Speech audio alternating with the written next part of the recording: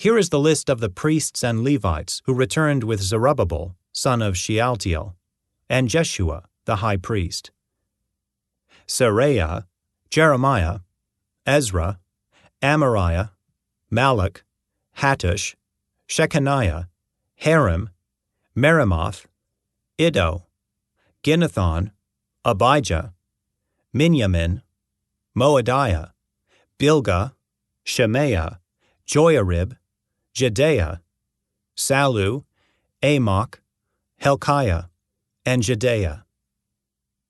These were the leaders of the priests and their associates in the days of Jeshua. The Levites who returned with them were Jeshua, Binnui, Kadmiel, Sherebiah, Judah, and Mattaniah, who, with his associates, was in charge of the songs of thanksgiving.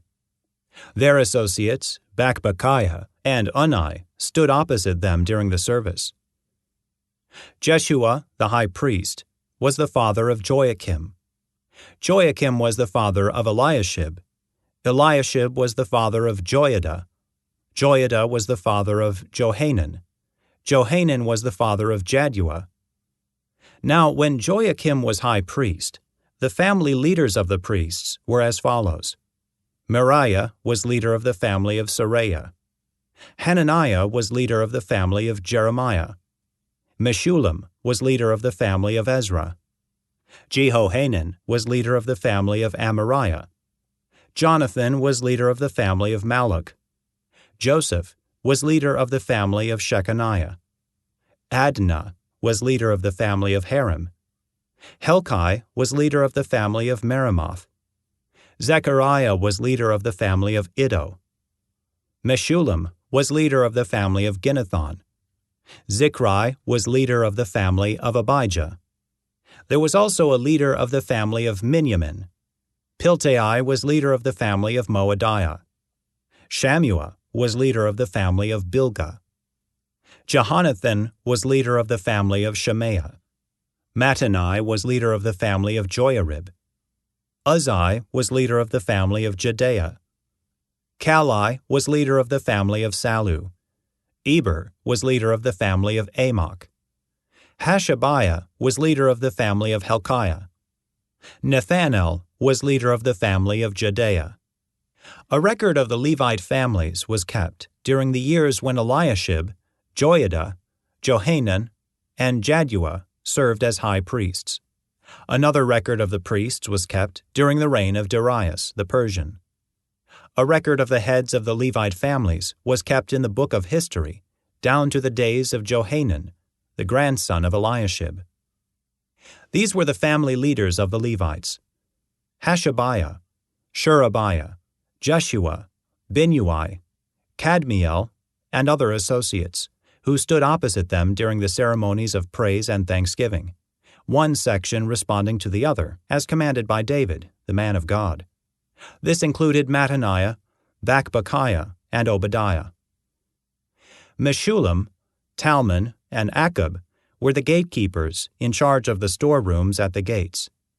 These all served in the days of Joachim, son of Jeshua, son of Jehozadak, and in the days of Nehemiah, the governor, and of Ezra, the priest and scribe. For the dedication of the new wall of Jerusalem, the Levites throughout the land were asked to come to Jerusalem to assist in the ceremonies. They were to take part in the joyous occasion with their songs of thanksgiving, and with the music of cymbals, harps, and lyres. The singers were brought together from the region around Jerusalem, and from the villages of the Netophathites. They also came from Beth Gilgal and the rural areas near Geba and Asmaveth, for the singers had built their own settlements around Jerusalem.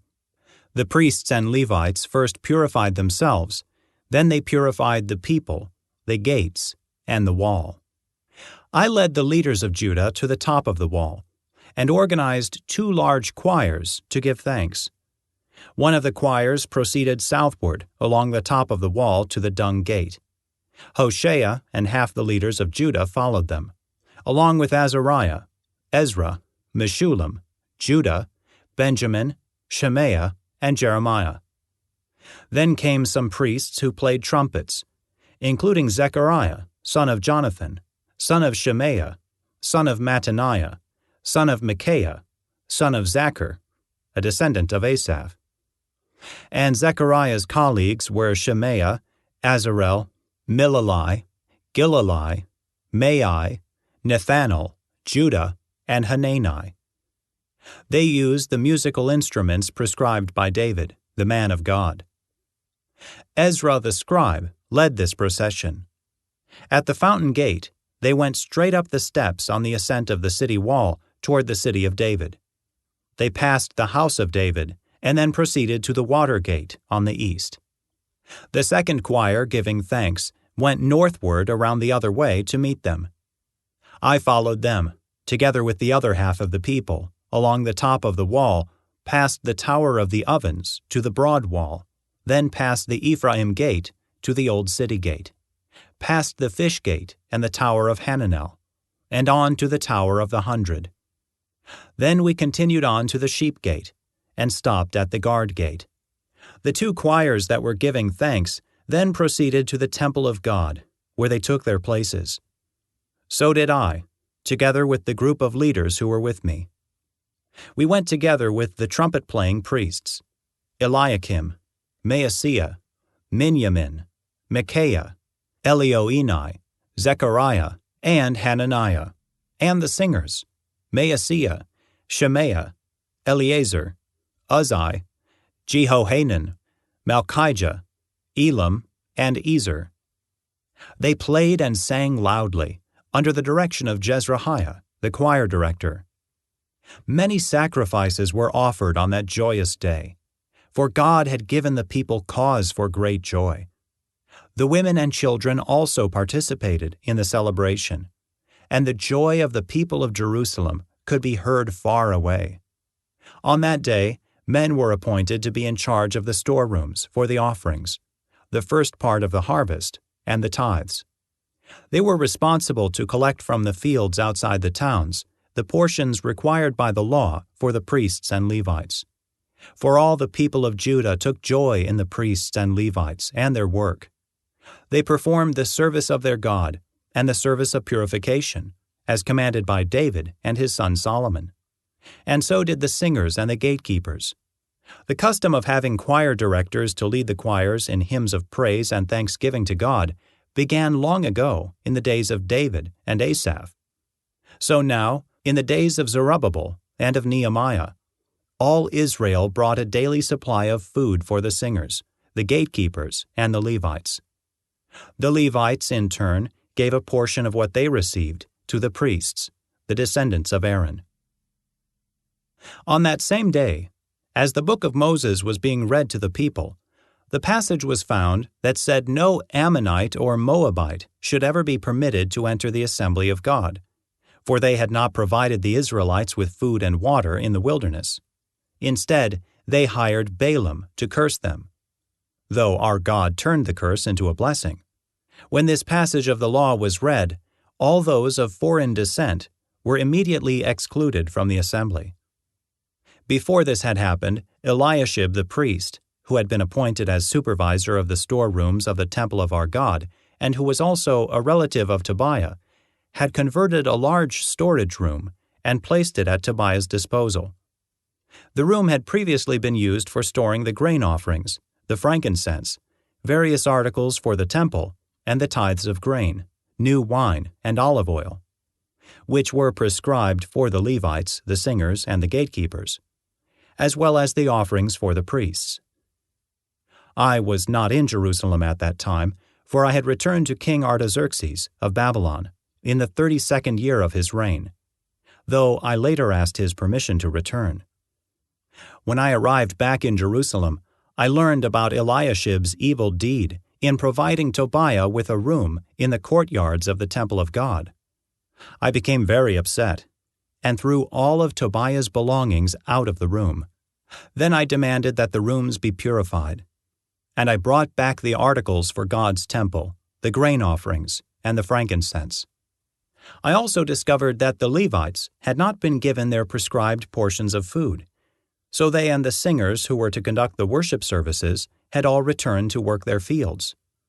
I immediately confronted the leaders and demanded, Why has the temple of God been neglected?" Then I called all the Levites back again and restored them to their proper duties.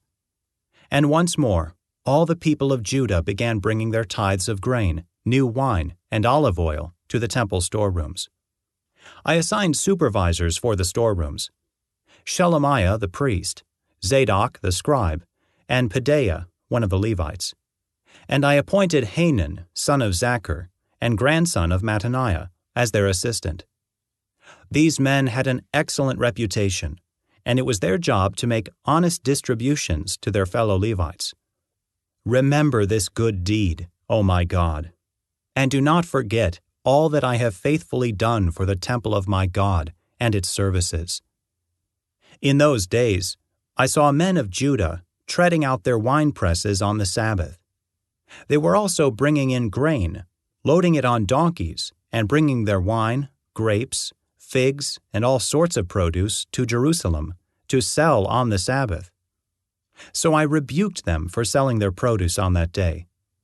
Some men from Tyre, who lived in Jerusalem, were bringing in fish and all kinds of merchandise.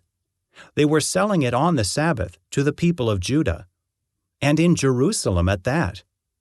So I confronted the nobles of Judah. "Why are you profaning the Sabbath in this evil way?" I asked. "Wasn't it just this sort of thing that your ancestors did that caused our God to bring all this trouble upon us and our city? Now you are bringing even more wrath upon Israel by permitting the Sabbath to be desecrated in this way." Then I commanded that the gates of Jerusalem should be shut as darkness fell every Friday evening, not to be opened until the Sabbath ended. I sent some of my own servants to guard the gates, so that no merchandise could be brought in on the Sabbath day. The merchants and tradesmen, with a variety of wares, camped outside Jerusalem once or twice. But I spoke sharply to them and said, "What are you doing out here, camping around the wall? If you do this again, I will arrest you." And that was the last time they came on the Sabbath. Then I commanded the Levites to purify themselves and to guard the gates in order to preserve the holiness of the Sabbath. Remember this good deed also, O my God. Have compassion on me, according to your great and unfailing love. About the same time, I realized that some of the men of Judah had married women from Ashdod, Ammon, and Moab. Furthermore, half their children spoke the language of Ashdod or of some other people, and could not speak the language of Judah at all. So I confronted them and called down curses on them. I beat some of them and pulled out their hair. I made them swear in the name of God that they would not let their children intermarry with the pagan people of the land. Wasn't this exactly what led King Solomon of Israel into sin? I demanded. There was no king from any nation who could compare to him. And God loved him and made him king over all Israel. But even he was led into sin by his foreign wives. How could you even think of committing this sinful deed and acting unfaithfully toward God by marrying foreign women?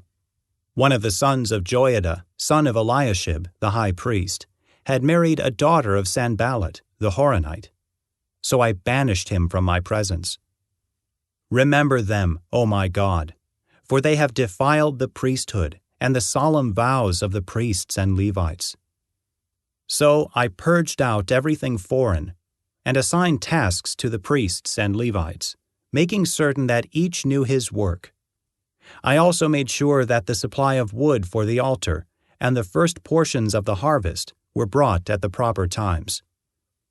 Remember this in my favor, O my God.